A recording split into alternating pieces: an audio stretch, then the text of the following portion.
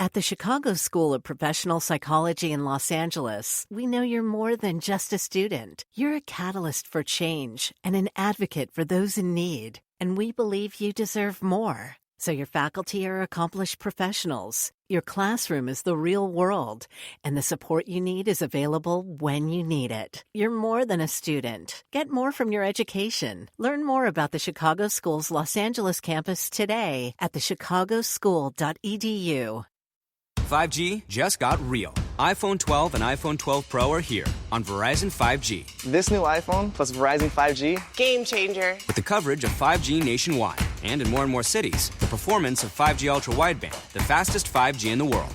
Now, when you switch to Verizon, get iPhone 12 on us with select trade-in and select unlimited plans. I want this phone. Get the 5G phone everyone wants on the 5G America's been waiting for. Order online today with touchless pickup at stores. Only on Verizon.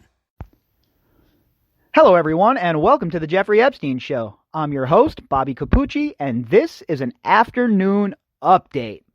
All right, folks, I'm not going to go along with a monologue here in this afternoon update. I'll save that for the daily drop tonight, but I'll give you a basic overview of what we're going to cover. So Dr. Baden, who we've talked about at length here on the podcast, went on to the Dr. Oz show and pretty much straight out said that Jeffrey Epstein did not commit suicide. So we're going to read an article that covers that. It's from the Daily Mail, and the headline, exclusive, Jeffrey Epstein had burst capillaries in his eyeballs after he died, which pathologist tells Dr. Oz suggests he was strangled and did not hang himself. Now, if it was just Dr. Baden saying that, I'd be a lot more skeptical of what was going on, right?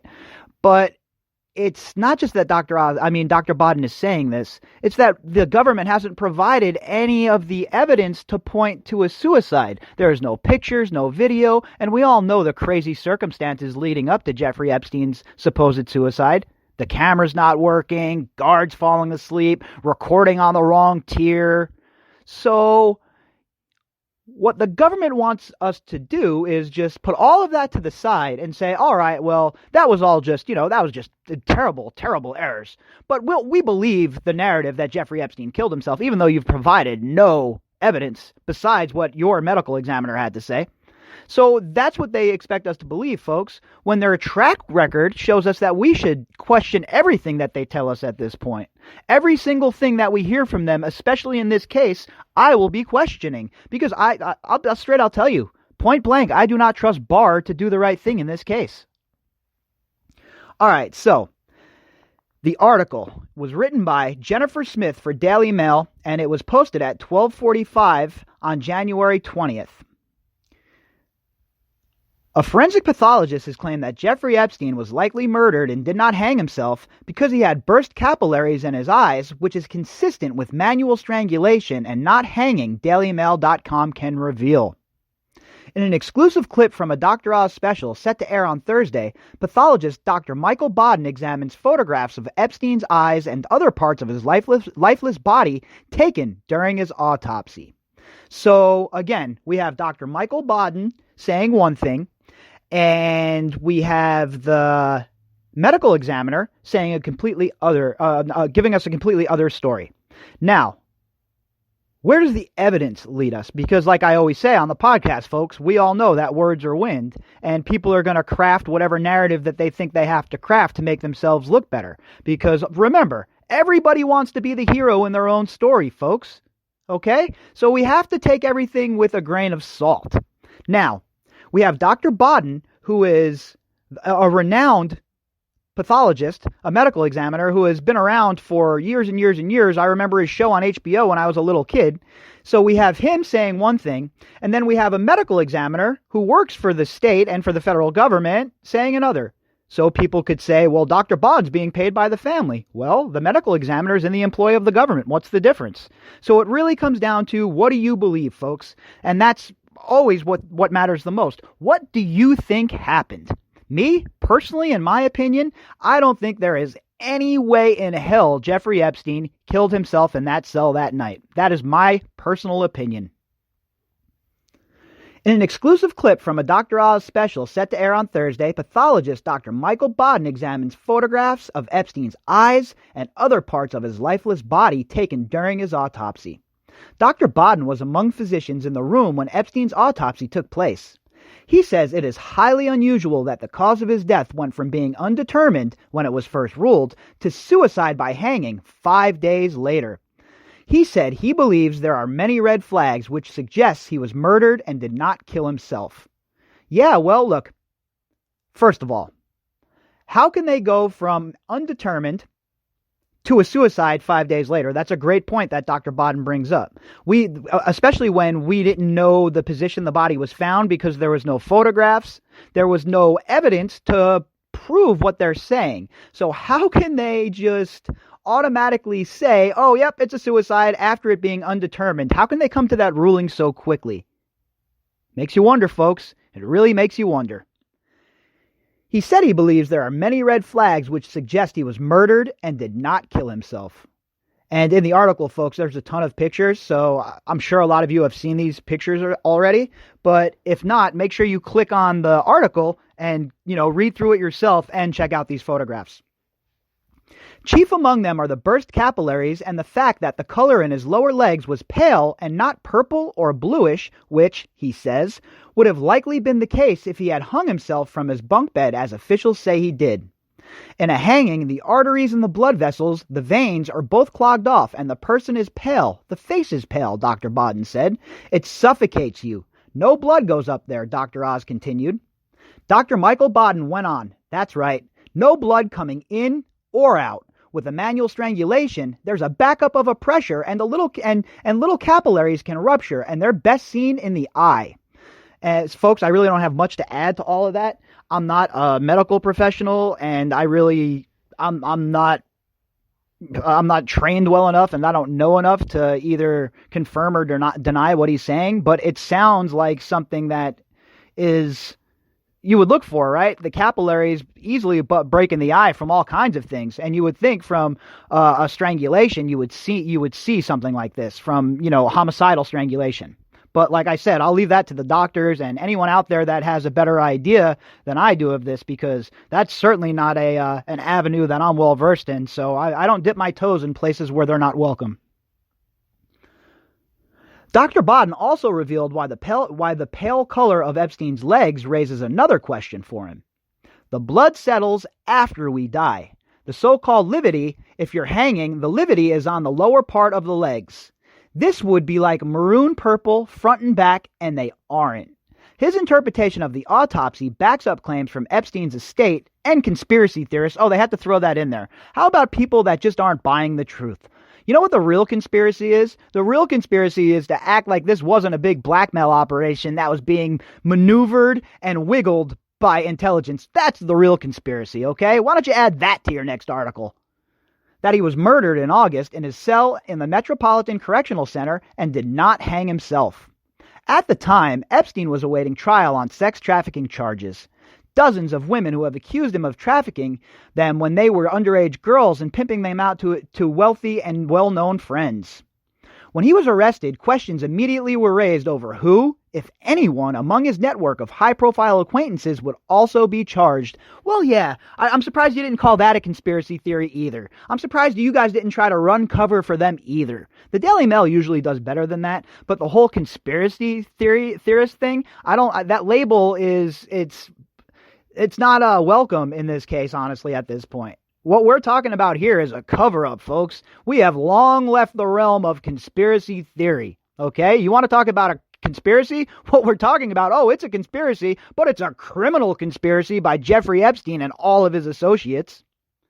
The FBI continues to investigate the case, and there have been demands from some of Epstein's victims for people, including Prince Andrew, to face questioning over the late pedophile's decades-long reign of abuse in high society. Some of the victims say they too think Epstein was murdered or given the opportunity to kill himself by powerful associates who were frightened he would turn on them to try to lower his own prison term. Yeah, okay, look, folks, let's be very clear, okay? You have hardened mafioso, hardened cartel members, hardened Russian mafia members who have rolled over when the government started to lay in and dig into them. Do you really think that when the rubber met the road And Jeffrey Epstein was sitting before the man answering the question, if it got to that point, folks, I'm saying. Obviously, we all know he was being protected and it never got there. But do you think Jeffrey Epstein, a guy that lived that sort of lush life of high society, wouldn't start rolling over if it meant self-preservation? Oh, I beg to differ, folks. I beg to differ. And I have to be honest with you, I bet you Jeffrey Epstein would have rolled over very quickly if the opportunity presented itself, because this is a man that was very worried about self-preservation at all times. And I have to tell you, I really believe that is motive enough for people to say, hey, look, this guy could have definitely been killed.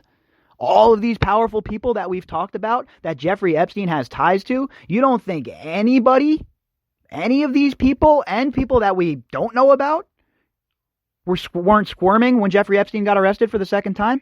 Come on, folks. The initial death certificate was issued at the time of the autopsy. It's pending further study, getting more information. 5 days later, it was changed to hanging suicide, and one of the things the family wishes to know, the estate wishes to know, is what was that additional information that caused them to change it when then 5 months later, and the family still doesn't know what happened to it in the first encounter and what happened to him when he was found dead. Is that unusual that you have a 5-month gap? Dr. Oz asked him. He replied, it's very unusual, especially in a prison situation. Dr. Baden also examined the noose Epstein apparently used to kill himself and said it was inconsistent with his injuries. I agree with that. It looks to me like some sort of electrical cable, and I wonder why the sleep apnea machine, that cable wasn't taken into evidence as well, because it certainly looks like from the marks on his neck, and then you look at that what a cable would do, it certainly looks like it would be an electrical cable as opposed to one of these self-made nooses.